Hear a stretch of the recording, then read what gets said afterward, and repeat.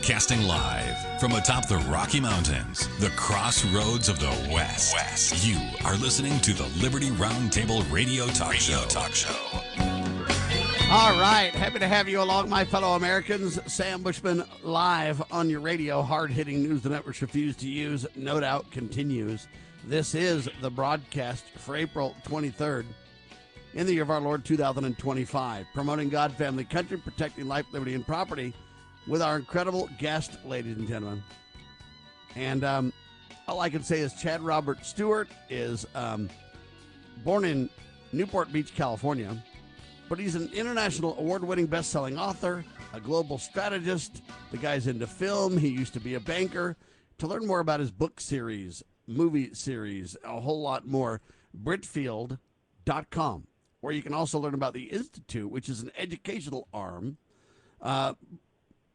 BritfieldInstitute.org is the website. And in the first hour, we kind of broke down that there's 7 books. 4 of them are released, 3 more books to come. Number 5's underway now. And really, you follow Tom and Sarah as they go on incredible adventures. And it's fiction, but it's chock full of facts and culture and education and details, understanding that creativity is key. And there's a credibility crisis because of the government schools in America and around the world. And what you've got to do is unlearn all the propaganda and all the manipulation and all the groupthink and all the drone mentality and teach people to think for themselves. You don't need to know everything. You just have to have a love of education and the ability to think for yourself. And wow, the world changes. That's kind of the summary of the last hour. Do you want to add to that, sir? Yeah, real quick, and it's interesting because it's like, so we're in a creativity crisis. Creativity is the number one most important skill set in the world, and I have all kinds of stats and statistics on that, but I won't go into it now. I think I covered some of the key things, but it's important. It's important in every child's life, and so I think what we're doing is we're bringing creativity back to the classroom. We're bringing it into the Britfield series, and we're hitting the 4 C's: critical thinking, communication, collaboration, and creativity. And the way we're doing that is within this fast-paced story.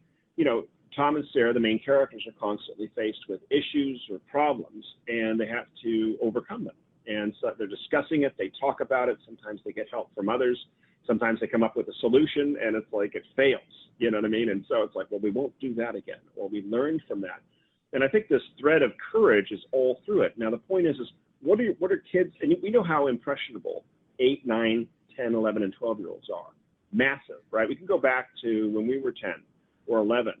What books influenced us? What movies influenced us? And how that has stuck with us. So what are you learning from the Avengers or Harry Potter, which is based on witchcraft and black magic? What are the kids learning? You don't solve problems by waving a wand or putting on a magic cloak or saying a spell. And what these books are doing, and it's all by design, is disconnect kids from reality, make them feel less than they are, right? If I was just a superhero or if I just had magical powers. Again, I think every child is amazing. Every child instead of developing skills on their own, they just live adventure skills through others, right? Yeah, they lose themselves and they're not learning anything from these books. And it was interesting. I was on the Common Sense show yesterday with Dave Hodges, and he's great. He's got a great podcast. Yeah, great friend. Good guy. Great show. Yeah. Okay. Yeah. Right. And it was good. He said, so like, what would be the difference? You know what I mean? Like how are kids changed by reading Britfield and Lost Crown? And number one, we're giving a book that's feeding their soul, feeding their heart and their mind. But I said, it's the difference of taking 10 students and raising them for 3 months on McDonald's and taking another 10 students and raising them on healthy food, apples and vegetables and just, orange juice and apple juice and purified water for 3 months. And what would be the result of those 2 groups? Right? Well, you actually have a biblical reality of this about Daniel and his friends and the king and the meat, right? I mean, you have a real story about that in the Bible. Yeah, and we call it self-evangelism because again, those are the principles that are sort of interwoven through the entire series. So that's what we're doing, and the kids are learning. They're learning to think for themselves. They have examples to pull from the real places. We've had so many children and parents and homeschool parents that have now taken their kids to England or France or Italy and literally visiting these places. Oh my gosh, this is where Tom and Sarah was. It's not some fantasy world. We're getting kids excited about geography, about travel, about world culture. Most kids don't know where Colorado is or North Dakota. you know, but now they know where Britain is. And we have maps that we include in every book. Of course, they can go online, which we hope to. And we've got a wonderful award-winning Britfield.com website that has over 400 pictures of Britain. So kids can like walk through scene by scene and actually see all these places. Interactive maps. So we're getting kids interested in geography. That's one of the lowest scores, you know, in tests, or one of the lowest testing scores for kids. Literacy is deplorable right now. I think 80 to 85% of all children are not at the reading level that they should be. No surprise there. But we're getting kids excited about reading. I mean, book 3, Britfield and the Return of the Prince, is 575 pages, and kids are just zipping through it. This last book, one of the best comments I got, we get comments from around the world. If you don't mind, I'll spend like just 2 seconds reading just some of the feedback globally. Please. But it was when book 4 came out, Britfield and the Eastern Empire, and it's 437 pages, so it's nice and tight, except we cover 11 countries. And it was from an older adult gentleman. He goes, "I've never read a novel so fast." And I thought, what a great compliment. You know what I mean? Like, because it's designed that way. It's like you don't get stuck in it, or I couldn't finish it. We got another comment from a girl that was waiting, you know, she pre-ordered the book, and she was waiting week after week, checking the post office box every day. I love that. And she read it in a day and a half, you know, on receiving it. Just burned through it. I have a homeschool girl up in Montana, and her parents are best-selling authors. And out of all the books she's ever read, and she's read them all, everything from Lord of the Rings to Narnia to Dickens, Britfield's her favorite series. She's read book 1 8 times, book 2, I think, 7 times, book 3, 6 times. And whenever the parents are taking a road trip, they say, okay, you can grab a couple books to bring with you. She always takes Britfield. And so that's the kind of impact we're having. But I say that to say that it's a real book. It's a book that children can connect with. And we know that because we get that kind of feedback in letters and emails too. You know, it's like, I feel like I'm there, or I can relate to Sarah, or I can relate to Tom. Because again, they don't have magical powers. They're not superheroes. They're not zombies. And they're not, quote unquote, the good vampires. But they are critically thinking youngsters that actually do real things in real life, right? There you go. Absolutely. So let's just real quick. This is some of the feedback I've received. This is from England. My daughter has been glued to the new book and has finished it in a week, and she cannot put it down. She is a newly 11-year-old and loves reading. Thank you from her for writing just the best books she says she has ever read. I love that. That's from England. Mr. Stewart, our 10-year-old granddaughter, Gwen, is a big fan of the Britfield series. Sadly, Gwen is dying of brain cancer. Gwen turns 11 on May 4th. On Saturday, May 7th, we will take her on a hot air balloon inspired by the Britfield series. And I ended up sending, this was from last year. Unfortunately, she has since passed. But she was just so involved and so excited about Britfield. I sent her, a huge Christmas, package of Britfield paraphernalia, hat, T-shirts, books, and things. Thank you for your excellent books. I'm 72 years old and find them delightful. That's from Mary in Canada. My name is Gideon. This is from Germany. And I live with my family in Eastern Germany. There is a great need for wholesome stories in the world, and I'm a big fan of the Britfield books. It has suspense, action, mystery, and history. Hello, my name is Lily, and I am 14 years old, and I just finished Britfield and Return of the Prince. I love every bit of it. It's one of my favorite books of all time, and you're now up there with Lord of the Rings. I love that. Our whole family loves the Britfield books. They've been truly encouraging to my son, who recently passed away after a 5-year battle with brain cancer. And then the list just goes on and on. I won't take up so much radio time. I just wanted to kind of give you this. It's like we get feedback from Australia. That's very helpful and valuable. And there's feedback from all around the world, ladies and gentlemen. But I want to dig into some of these more weighty topics that the books cover. And let me just be very clear about this. Even though they're weighty topics, you get them in a fast-paced, fun, educational, entertaining, fictional read. Okay? So when we talk about these details, I know they're heavy topics, and they're dealt with, but they're not dealt with in a heavy way. Let's talk about that. So you've got the dangers of artificial intelligence, the dangers of AI, and then you also have AI manipulation of the stock market, right? Yeah, and it's interesting too, because and that takes place in book 4. These books always take place over a week. which I kind of like, you know what I mean? So it's not like a month or a semester or a year. It's like starts So on the they're action, literally on a ends in the week action. adventure. Yeah, 1 week adventure. And there's always the sinister group behind the scenes called the committee who's trying to find and capture Tom and Sarah, because she's related to Tom, and then the Britfields, who we thought were no longer. What we find in book 1, to give a little bit away, is that the Britfields are the true heirs to the British throne, starting all the way back in the 1200s and the conquest of the Normans. So it kind of has this wonderful royal mystery. Go ahead, skip the break. Continue, sir. That weaves through it. So there's always something that's happening. Like in book 4, what they're trying to do is they're using their quantum computers, and we talk about quantum computers, quantum encryption, and AI, and the dangers of AI, and the goal of AI. But again, threaded lightly. It's not the main topic. It's not the main subject. This is a background. This is happening in the background.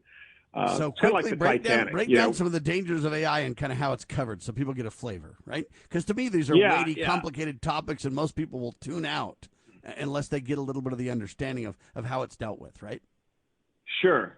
Yeah, and Kate, who's now like, because the character's age in every book, so here's book 4. Kate's now, I think she's like 26, and she's kind of the computer genius, you know, real smart.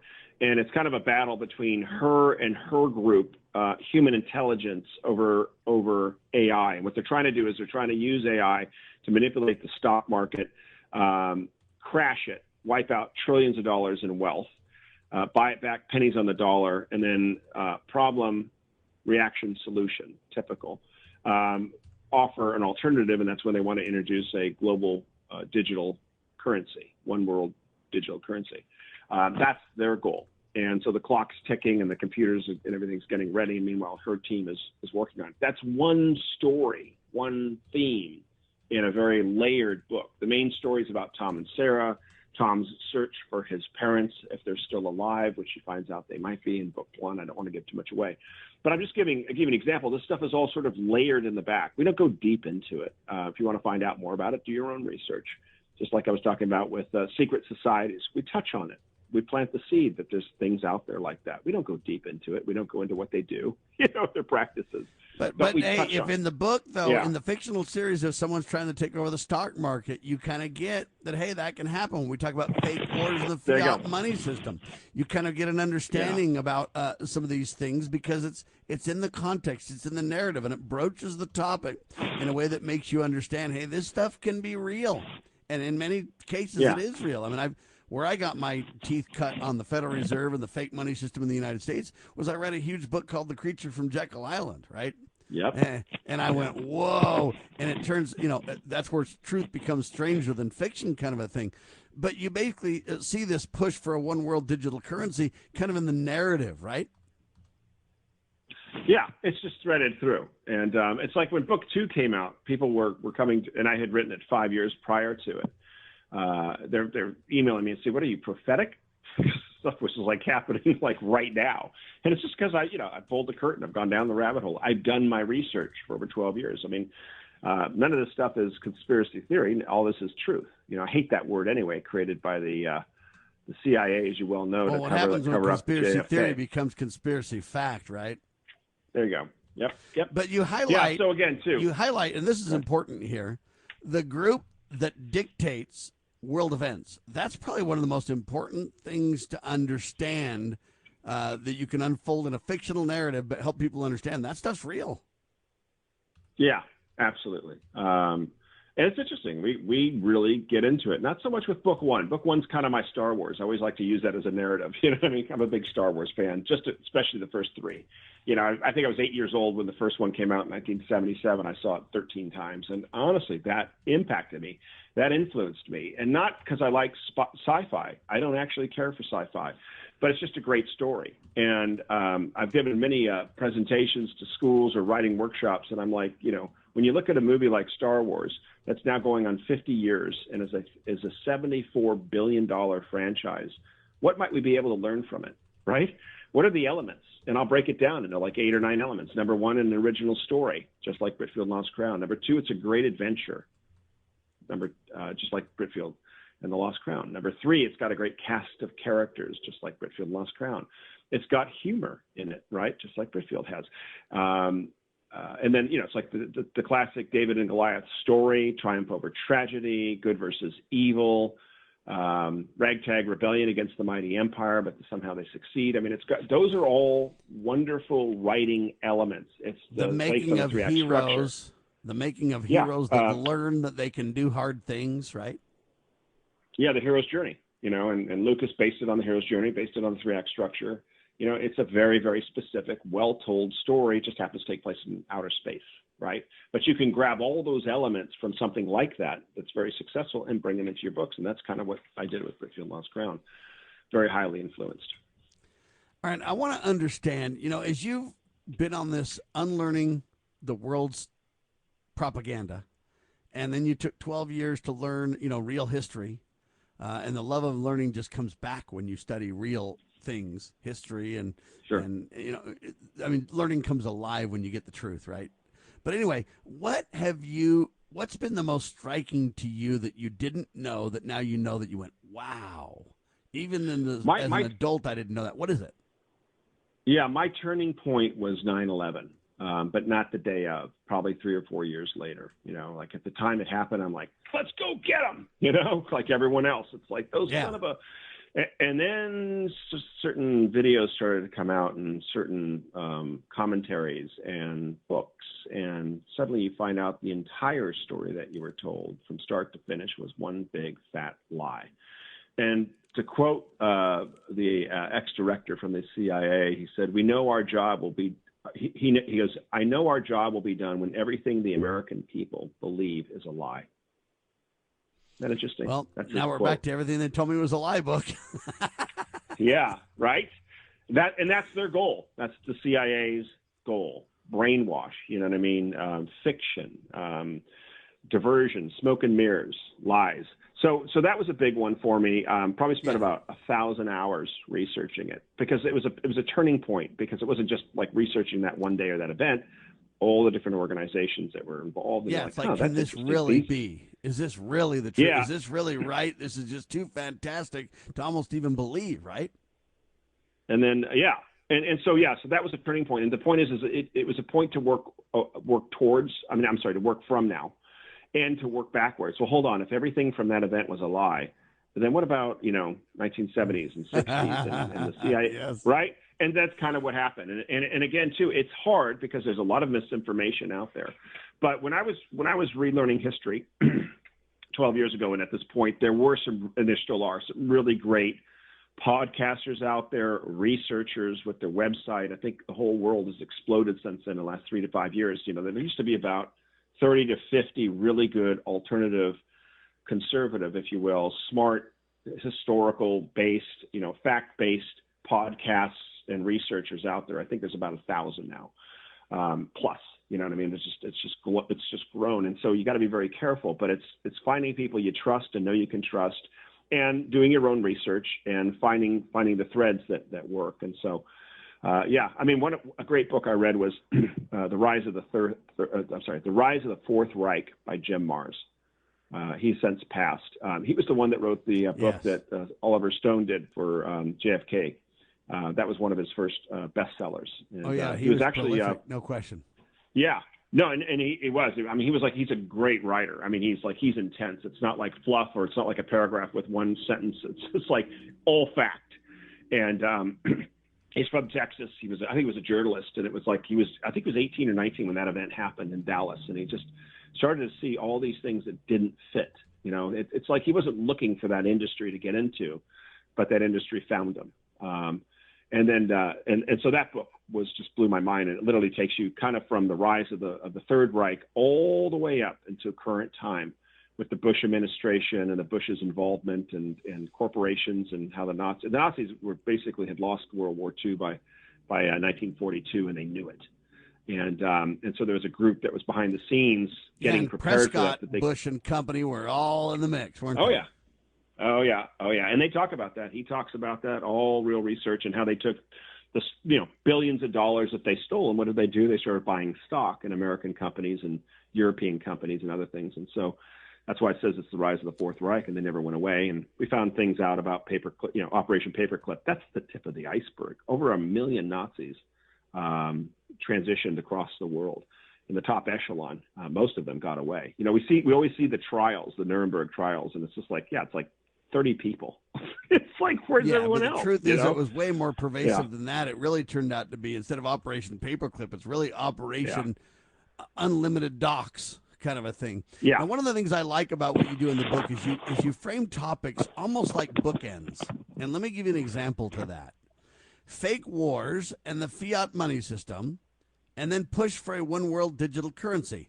So let me tell you what I like about that. A lot of people in this world bring you to the brink of the problem. Very few have the intelligence, the guts, the integrity, the whatever you want to call it, the willingness, to bring it home. So it's one thing to say, hey, there's fake wars and fiat currency. It's another thing to say they're pushing for a one world digital currency. Now you've taken the conspiracy theory into fact, and you've kind of bookended this discussion to say, hey, at the start, they want fake wars. They want fiat money. The reality is they're pushing for this in the real world. Here's another example. The hidden group that dictates world events. Then it says compromise governments and agencies. Well, the two go hand in hand, sir. Yeah.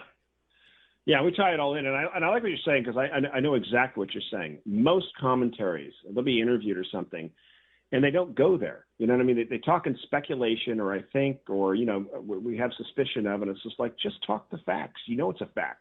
You know what I mean? And they're not willing to go to that last mile, right?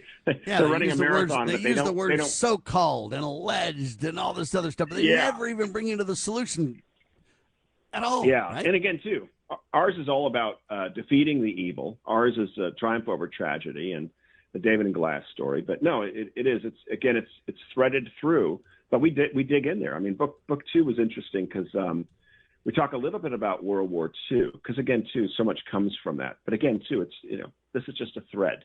And we talk about the resistance, because what you find in book 2 is that there is a royal group called the Britfields that were usurped over centuries in Britain, and especially since Queen Victoria came to reign, and one of her handlers, if you will, put out a hit and hired mercenaries to kill the rest of the Britfield bloodline. And so everyone thought it was extinct. And then basically once the Windsors came in, and it's so funny because you're seeing all of that happen right now in Britain, right? I mean, I was writing this stuff 10 years ago, and I was like, I'm so on the money. This stuff's like paralleling, so beautiful.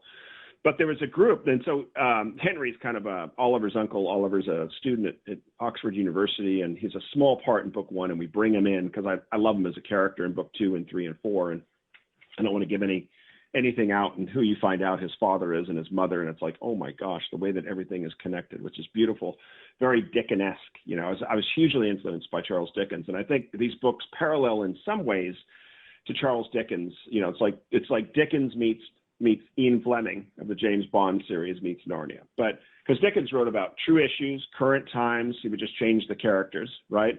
And that's right. And they're fun stories based in reality, right? And some too. It's funny too, because I'm a big Dickens fan. I've read all his works. I've read his biography. But you know, he'd have a book come out, and it was some shyster lawyer, and a lawyer that knew of him would sit there and say, "Hey, you know, that's me. You know, you son of a," you know, he'd get a lot of people pissed, you know, but. All right, I got a hard break I've got to take, ladies and gentlemen, but this is fascinating. We're talking about Britfield.com or BritfieldInstitute.org. Chad Robert Stewart, an international award-winning, best-selling author, global strategist, and educator. And when we get back, I want to drill into this. So there's 2 topics here, super soldiers and DNA splicing. And now you kind of go back to World War II and you go back to the eugenics movement. And they downed Hitler for it, but they really took the program underground. And it continues today. It's called gene splicing. It's called, we'll get into it, folks, it's called mRNA supposed vaccines, but they're really gene therapies. And we'll talk about the books and how that relates. That's where I'm talking about truth is stranger than fiction. Hang tight, more to come.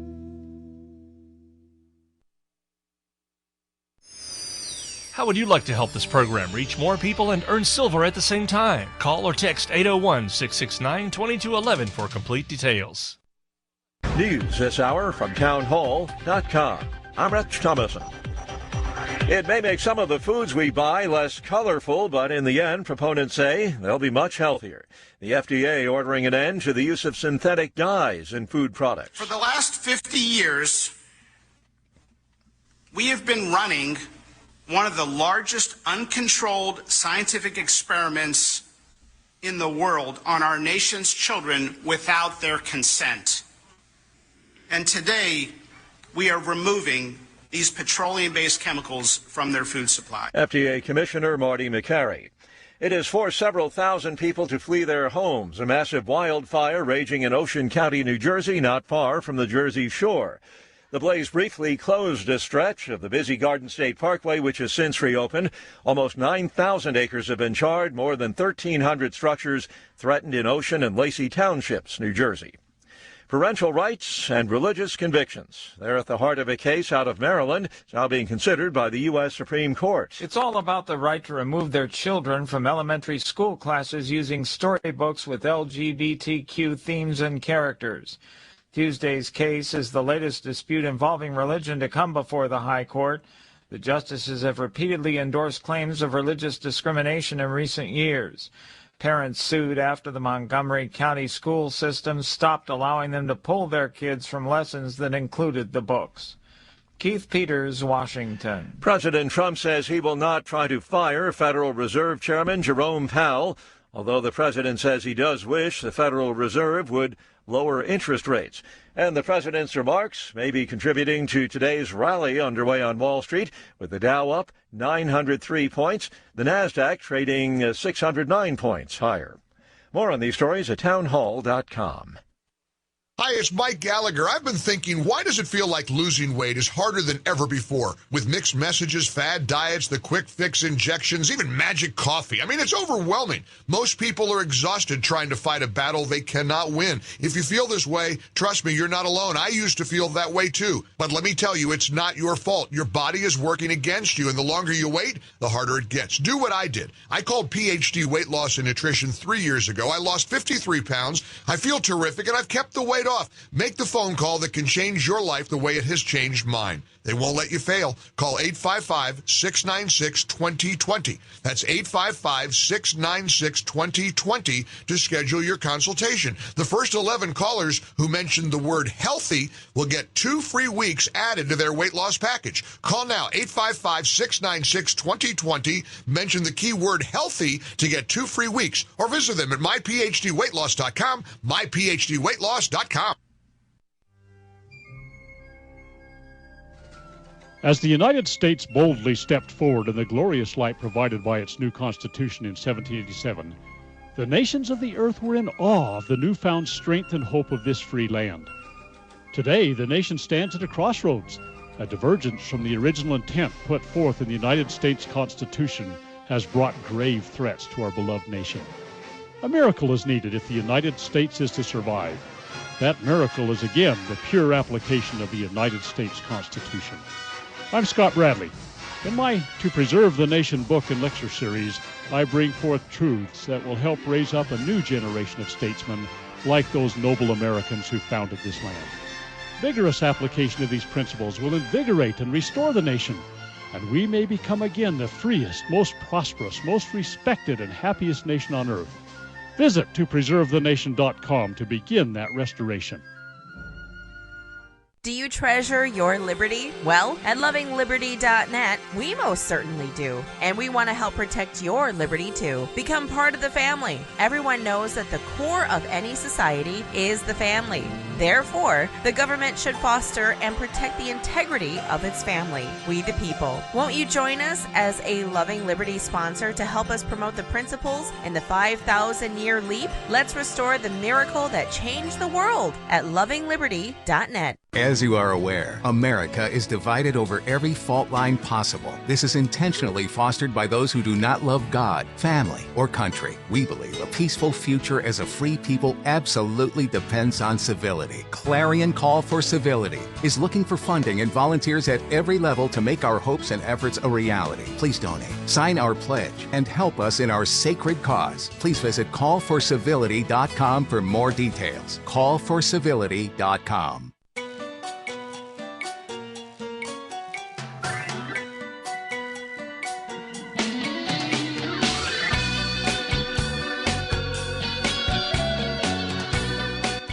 Broadcasting live from atop the Rocky Mountains, the crossroads of the West. You are listening to the Liberty Roundtable Radio Talk Show. Back with you live, ladies and gentlemen. Chad Stewart with me, award-winning author. Britfield.com to learn more about his incredible book series. It's 7 books in total. He's finished through book 4. He's on book 5 now. Keep an eye out as the series continues to unfold. We follow 2 orphans, Sarah and Tom, as they're chased and as they're doing their very best to promote freedom and protect themselves against tyranny. And some of the topics discuss super soldiers and DNA splicing. Again, kind of 2 bookends to this whole thing.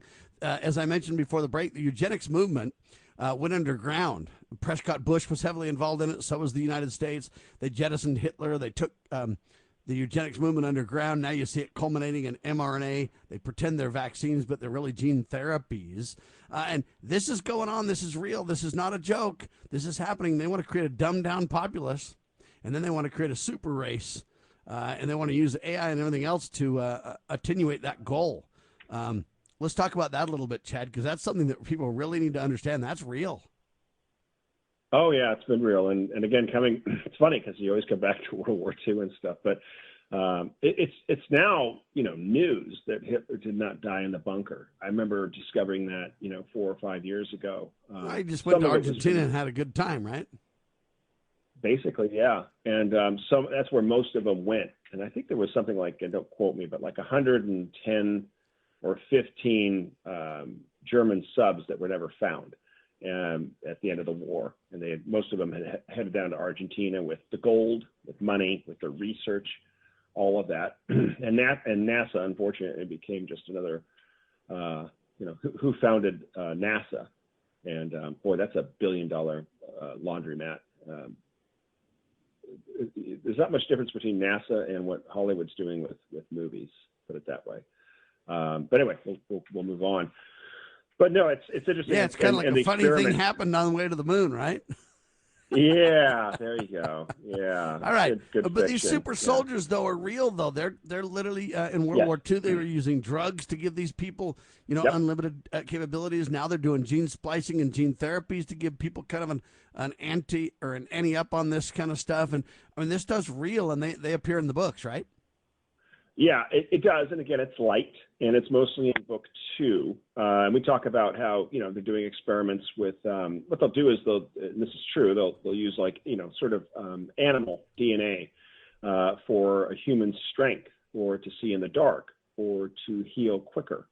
And so they've been doing these experiments for 80 years. The Boys from Brazil is a great story. It's true. It's a movie with, I think, Laurence Olivier. But if you want some more research, that really tells you what's happening. There was a town in Argentina, I think, where I can't remember the name of it, but they called it the Twins Town because one of the nefarious German Nazis, who relocated there, had been doing experiments for years and was huge into twins. And so it's like you would go into the town and you'd see like 100 twins. It was crazy. I'm saying this to say that this stuff has been around since the late 1940s into the 50s, and like you said, it's gone underground. So they already have it, and they already have super soldiers. They already have a great quote is that the Terminator movie wasn't a movie; it was a documentary. That's their goal. Those that are behind it, the nefarious group, you can call them whatever you want. 31 flavors of evil, whether it's the Committee of 300, the Round Table, whatever. Hate God, and are trying to improve humanity, which they never will. They're making it worse, and AI will never replace humanity. AI cannot be creative. I've said that before. People just don't get that. AI's been around for decades anyway. It's just advanced technology, quicker technology. It's like a super calculator. That's all. It works with numbers, works with sort of facts. It's not creative. You're like, well, I saw it create, a wonderful painting. No, it didn't. It plagiarized from other artists and other paintings that were out there and merged them together. Oh, look at what it wrote. And all it can know is it's fear based on its data set. And the proof in the pudding is you take away its data set and it's got nothing. And so people need to No. understand that robots and computers aren't going to control the world, not even close anytime soon. They're lucky to even get a robot to run in a race these days, and there you go.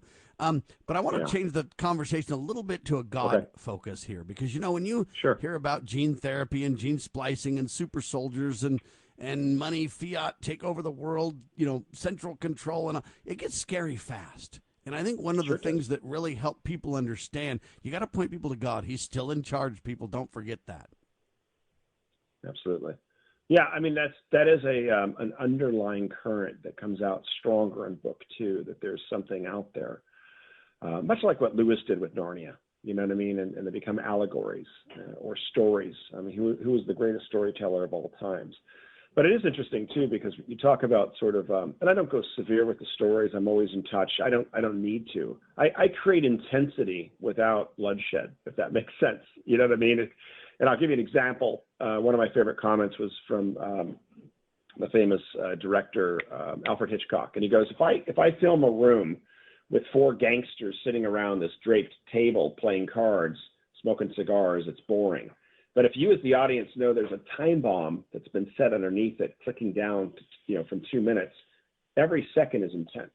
And I love that. And I've created that into the book series. And as an example, it's like Tom and Sarah might come to this safe house to hide, but it's being watched by the enemy outside in a van that they're unaware is there.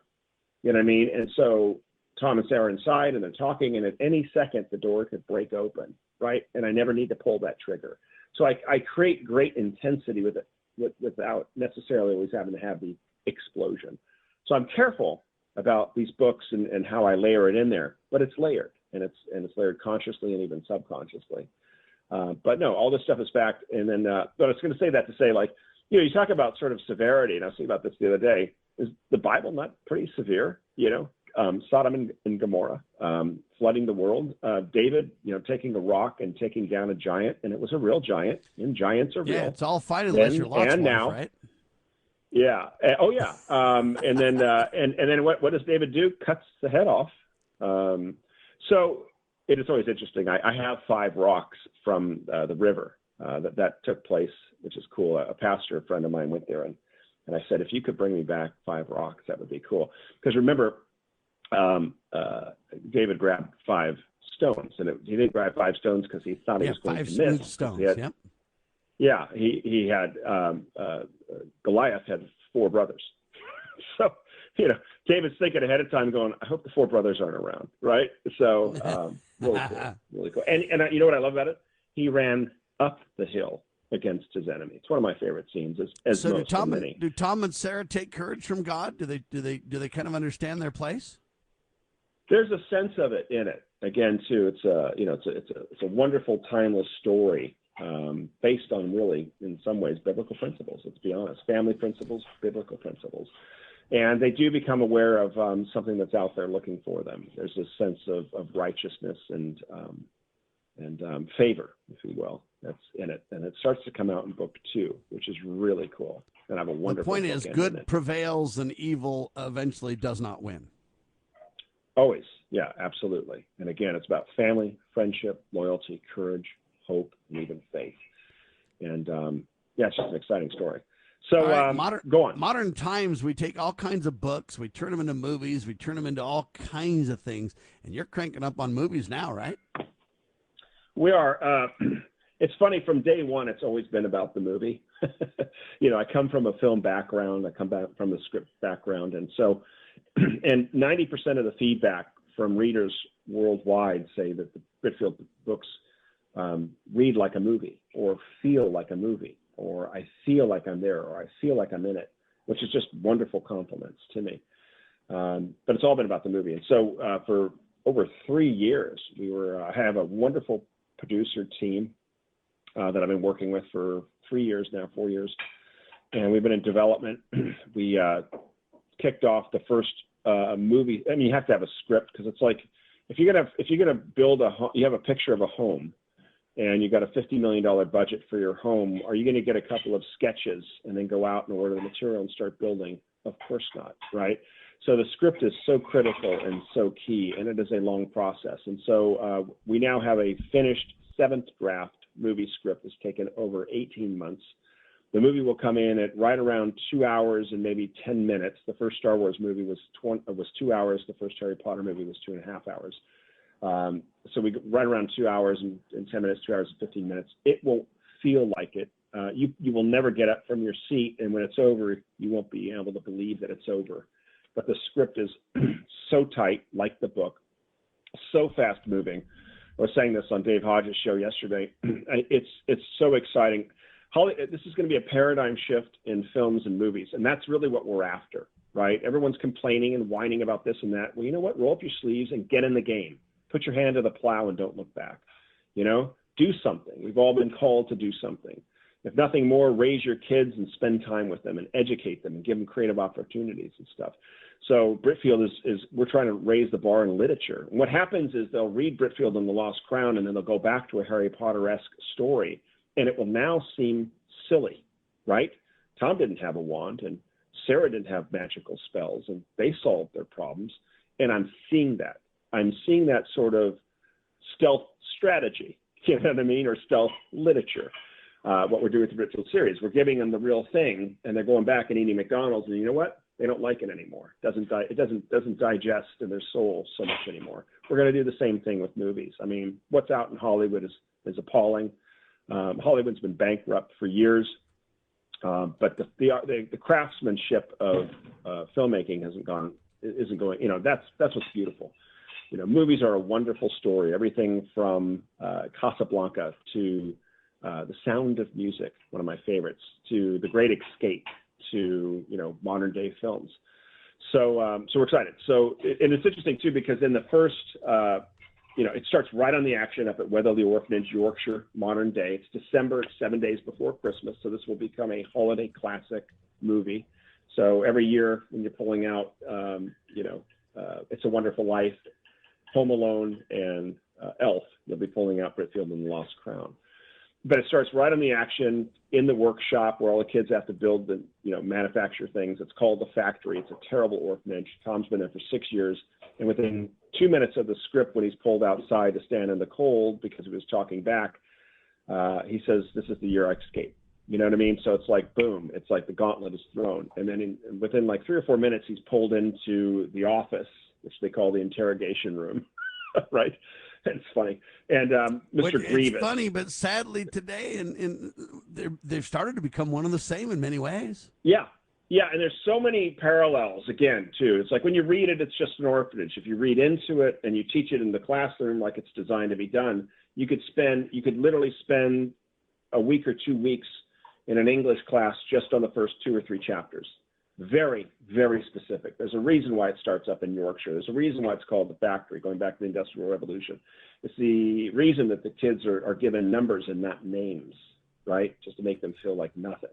So anyway, 4 minutes in, he's called into Mr. Grievous's office. He's puffing a big cigar. He's walking around him, trying to intimidate him. Tom, 12 years old, standing there.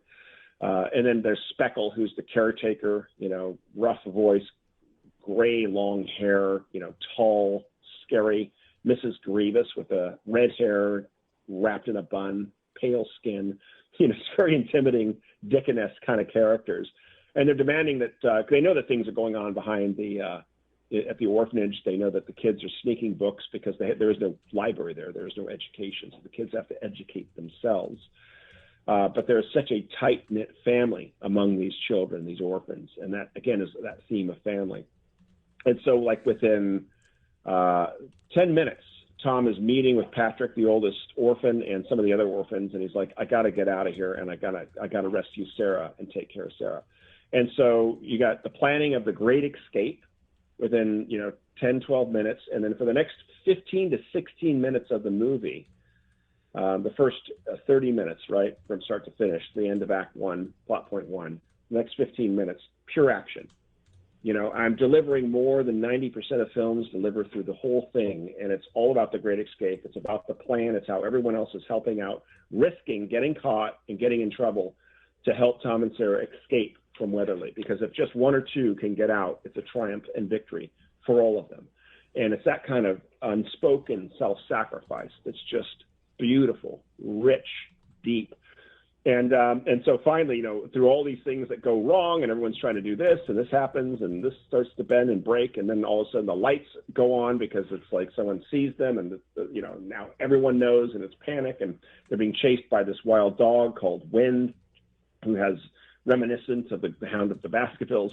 In 30 minutes, they get out, they break out, and guess what?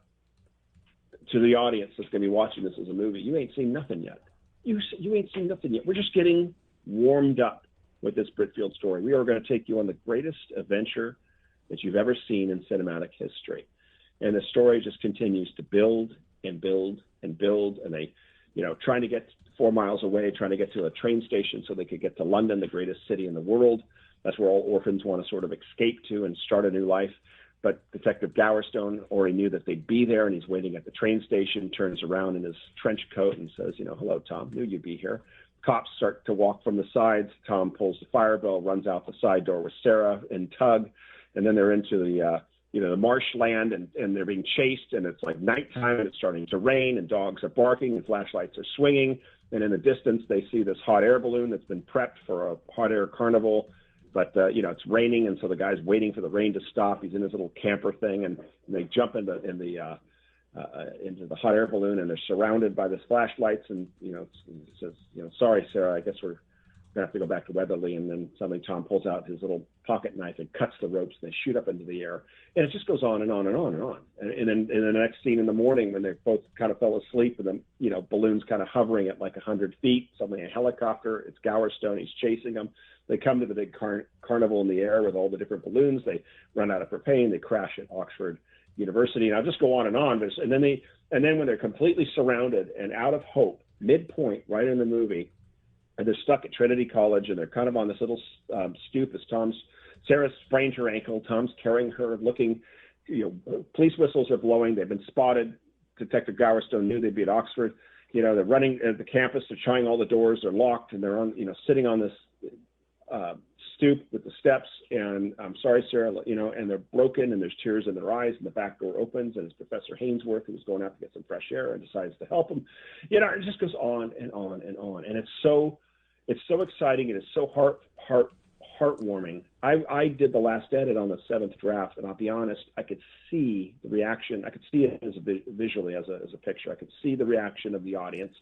I could see for the first time in probably years, if not decades, children getting up out of their seats, clapping, audience clapping, adults crying, laughing, cheering. And when it's all done and all finished, sitting there after 2 hours and 10 minutes, not realizing they can't believe what they just saw. They can't believe. Are you familiar with the series, The Tuttle Twins? I've heard of it, but I'm not. All right, The Tuttle Twins is written by Connor Boyack. It's basically some kind of animated TV stuff, and there's some books. They're almost a precursor, educationally speaking, to your books, because it's even for a younger audience. I wouldn't say it's slapstick, but it's funny, and it's educational, and it's designed to really educate children about fundamental principles. Connor Boyack is quite libertarian and conservative in his thinking. And very religious, and so it ties all this kind of together.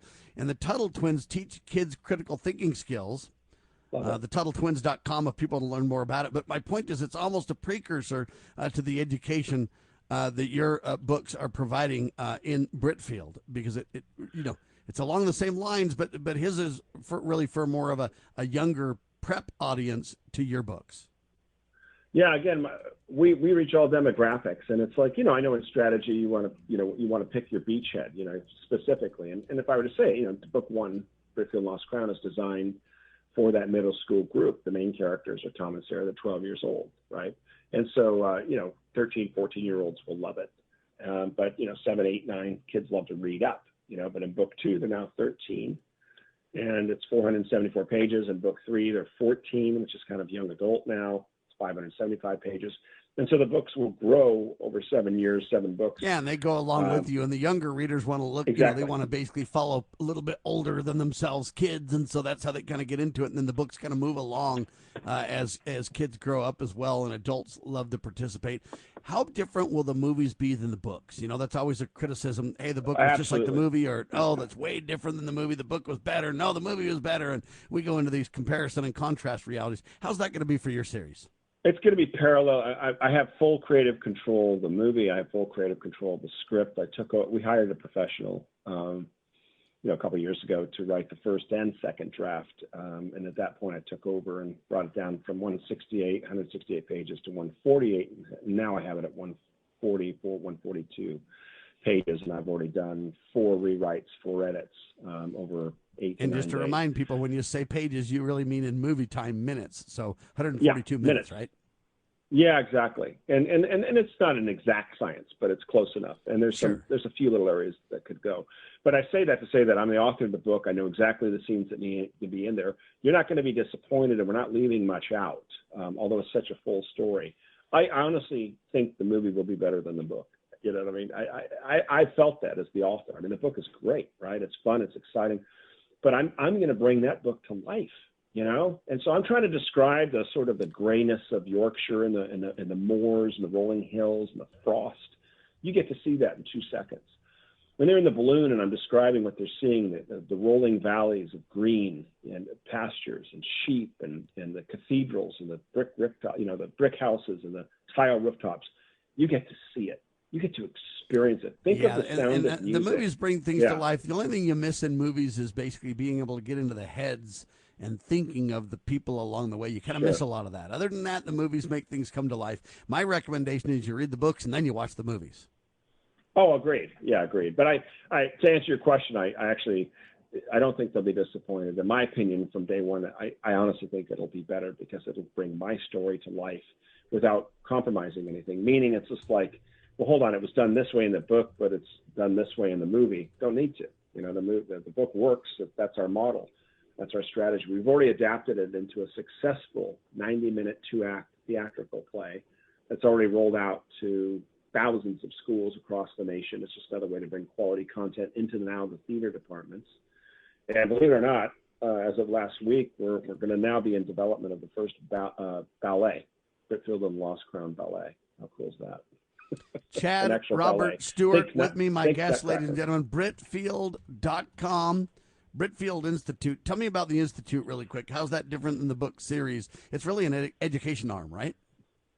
It is, yeah. It's our nonprofit for the whole Britfield series. Our endeavor bringing creativity back to the classroom, critical thinking back to the classroom, entrepreneurship back to the classroom, starting in middle school. No, not MBA programs. That's too late. Who cares? 12-year-olds. Getting them to group together and start to write a movie script. One of my favorite exercises. And so it's our nonprofit. It's fully funded by me and the company. So it's not like an ask. We'll just do it ourselves. And it's to bring creativity back to classrooms. We do workshops. We do writing workshops. We do entrepreneur workshops. We do marketing workshops for schools, specifically Title I schools. We donate books. We donate resources. That's what it's about. It's an outreach, ladies and gentlemen, for you, and it's available for your education, your enjoyment, your homeschool opportunities. We really recommend homeschool. The revolution has begun. When in doubt, take them out is all I can say. As you've done this whole thing, the movies, the books, the research, all that you've been through, if you could say to America and to the world one thing, 1 point, what would it be? Yeah, I think it's creativity, the importance of creativity and the wonderment of a child and bringing that back. Lewis wrote Narnia for adults, and it just happened to become one of the most popular children's series. And so get back to the creative roots, get back to what is possible, right? And what can be done, not what can't be done. So there's a great quote that says, never let someone else's opinion of you become your reality. Don't let some negative comment stop you from doing what you were born to do. Chad Robert Stewart, ladies and gentlemen, international incredible author of this incredible series, Britfield. Available at Britfield.com, bookstores everywhere. Chad, thank you so much. Keep us posted on what you're doing, and we'll have you back, sir. I will. Privilege. Thank you so much. You're listening to Liberty Roundtable Live, ladies and gentlemen. Hard-hitting talk radio at your fingertips. Nationally syndicated by the Loving Liberty Radio Network. Spread the word, share the love. LovingLiberty.net. God save our republic.